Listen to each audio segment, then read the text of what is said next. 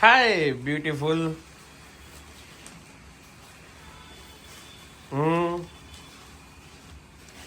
Amba.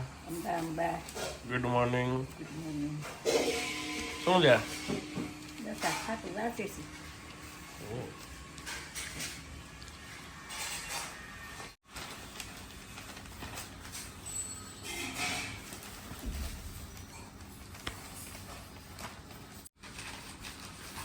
આજે નીંદર સારી આવી.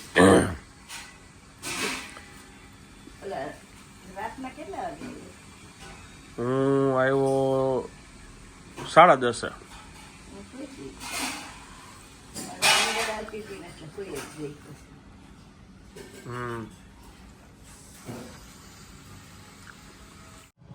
ગરમ પાણી એટલે હતપ છે કે બહુ ગરમ છે? બહુ ગરમ નહીં, આ ચામડી બળતી હતી આખો દિવસ. ઓલા કર્યો હતો ને મસાજ કર્યો હતો ને પછી ગરમ પાણીમાં પગ રહી. કાલે ક્યાં બોરવાના હતા એટલે જ મેં એકાત્રા બધું સેટિંગ કર્યું છે. એક દિવસ ગરમ પાણી મીઠા વાળું કરવાનું ને એક દિવસ મસાજ કરવાનું, એટલે જ બેનું એવી રીતે મેં ગોઠવું હતું બહાર. આનું આ મીઠામાં નાખીને બોરવાનું બધાએ કીધું છે, એટલે ફેર પડતો હોય તો જ કીધું હોય ને. આ તમે ભલે હવે અત્યારે ડોલમાં રાખો, કાલે છે ને બારે તપેલામાં રાખવાનું, એટલે બાર બેસીને વ્યવસ્થિત થઈ જાય. આ ખુરશી છે ને આખી કટાઈ ગઈ છે, એટલે હવે આનો ભરોસો થાય એમ નથી, સમજ્યા? ગમે ત્યાં તૂટે. નાની છે આવી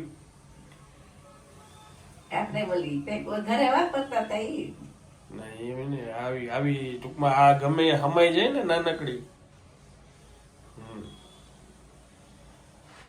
ઓ માય ગોડ, આ શું છે? આ બુક છે આપણી ગુજરાતની અને ફોરેનની મિક્સ થઈ ડાયટની. સુપર ફૂડ્સ વાંચે છે આજ તો બા. આપણા દાદા મારે ઓછી મહેનત કરવી પડે ને એટલે મેં બાને બુક જ આપી દીધી. મેં કીધું તમે વાંચો એટલે થોડું કેવી રીતે ખાવાનું, રોટલીની યારે બટકામાં કેળું ખાવાનું અને ઘરનું ઘી છે ને એ ખાવાનું. એ તમારી કરોડરજ્જુમાં લોહી પૂરે, તમારા આંતરડામાં લોહી પૂરે.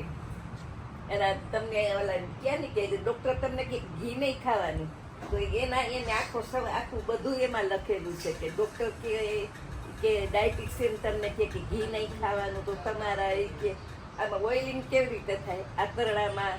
પછી આ કરોડરજ્જુ તમારી આ કળ કેમ છે, તમે ઘી ખાવ છો એમાં ઓઇલ હોય ને એમાં ચરબી હોય તો તમે, નકર વજન કેવી રીતે ઉઠી શકો. મૂળ ટૂંકમાં તમારે જે તમારા દાદીમાં અહીંયા જે કીધું છે ને કે આપણે દાળ ભાત શાક રોટલી ખાવાની, ખીચડી ભાખરી, સાંજે ખીચડી ને શાક ને ઈ આપણો ખોરાક છે ને ઈ ચાલુ રાખવાનો. આ બહારના બર્ગર ને આ તે ની કઈ નહીં ખાવાનું. ઈ ફોરેન વાળાની બધી વસ્તુ છે, ત્યાં કઈ મળતું નથી. ઈ આપણે ખાય છે ને ઈ કઈ નહીં ખાવાનું, આપણે આપણું સાદું જ ખાવાનું. બાજરાના રોટલા આપણે નાના હોય ત્યારે છોકરાને સવારના પોરનો શીરો કરીને ખવડાવી દઈ, એ સાચું છે. પાક ને એ આમાં જો એ કા ઘી વિશે લખેલું છે. જો ભારતીય ફિલોસોફી પ્રમાણે દીવાનું જ્ઞાન પ્રતિક છે એટલે ડરને કારણે પેદા થતા અંધકારનો અંત છે. જ્યારે દીવા માટે દિવેટ ઘીમાં બની હોય ત્યારે દીવો પ્રગટ હોય છે, તે દરમિયાન સીધી ટકા રહે. આવું જ તમારી કરોડરજ્જુ સાથે થાય છે. જ્યારે તમે ઘી ખાવ ત્યારે ટકા રહે છે. ચરબી એ સૌથી સારું ઊંજણ છે, એટલે લુકબ્રેક અને કરોડરજ્જુ જરૂરી સ્વસ્થતા અને શક્તિ આપે છે. હવે સ્થિતિ કરોડરજ્જુ નહીં હોય તો વિચારી વજન ઉપાડવામાં તમારા સાંધા શું થશે. નિતમ ઘૂંટીઓ એટલા માટે માત્ર પ્રેગ્નન્સી સ્ત્રીઓને જ નહીં પણ ભારતના આખાના પહેલવાન પણ રોજનું એવરેજ 1 લિટર ઘી ખાય છે. આખરે પહેલવાન એટલે તાકાત મજબૂત, કરોડરજ્જુ વગર બતાવવા માટે કોઈ શક્તિ રહે. ગુડ. પેટ અને પીઠના સ્નાયુનું મહત્વ. કરોડરજ્જુ મજબૂત નહીં હોય તો તમારું પેટ કાયમ માટે લચી પડશે ને લટકેલું જ રહેશે. તમને સપાટ પેટ જોઈતું હોય તો ધ્રુતમ પીબંતી એટલે ઘી પીવો. ગુડ. હા, ઘી આંતરડાને આ જોતું તું મળી ગયું, ઘીનું જોતું તું મળી ગયું. હા, આ પ્રમોશન માં તારા હાલશે ઘી ના પ્રમોશન.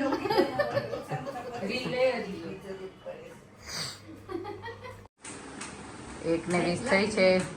બા બેસી ગયા છે જમવા. આજે છે 11 એટલે બા ખાય છે સામાન્ય ખીચડી. હા અને બાની સામાન્ય ખીચડી ખાવાની હોય ને તો બધાની સામાન્ય ખીચડી ચાલે. બોલો, બધાય આજે સામાન્ય ખીચડી ખાશે. હા બને ને થાય. મસ્ત બની છો. દહીં ની સામાન્ય ખીચડી. હા સરસ થઈ છે. દાળ ભાત ને એક બાજુ રોટલી થઈ. એટલે બધા કે છે મારે સામાન ખીચડી ખાવી છે. સરસ બને છે ને.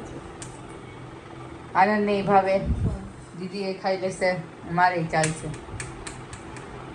આનંદ ની ખાલી મરચી વાળી હોય, અમારી સાદી.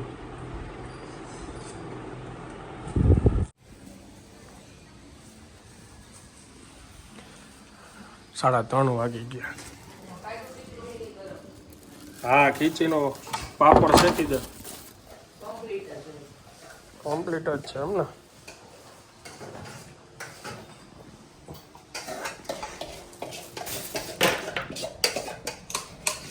સામાની ખીચડી. 3,000 years later. અહીંયા બને છે આજે લીલી ડુંગળી ને ટમેટાનું શાક, ભાખરી. આનંદને દેશી ખાવું તો આજે. અને અહીંયા થાય છે બાપુજી માટે ટોસ્ટર સેન્ડવિચ. બાએ જમી લીધું છે રાજગરાના થેપલા, કારણ કે એમને 11 છે.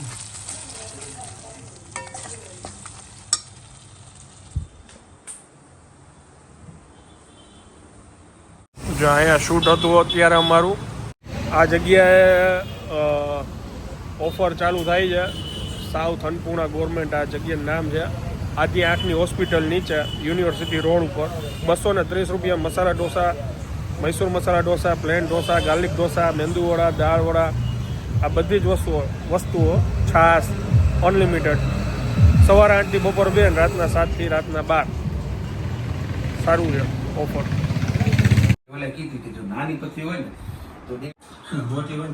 આજે લીલી ડુંગળી અને ટમેટાનું શાક,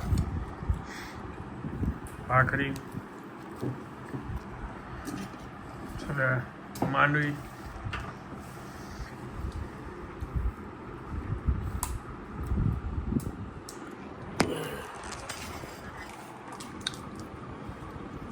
ખાલી ડુંગળી ભાવ્યું હતું કે ટમેટા વાળું?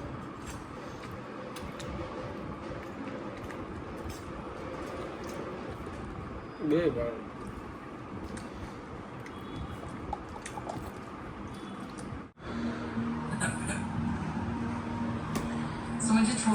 ચાલો હવે હું આ બ્લોગને વિરામ આપું છું. વિડીયો જો પસંદ આવ્યો તો વિડીયોને એક લાઈક આપી દેજો. મળીએ આવતીકાલે નવા બ્લોગમાં. ત્યાં સુધી જય હિન્દ, જય ભારત.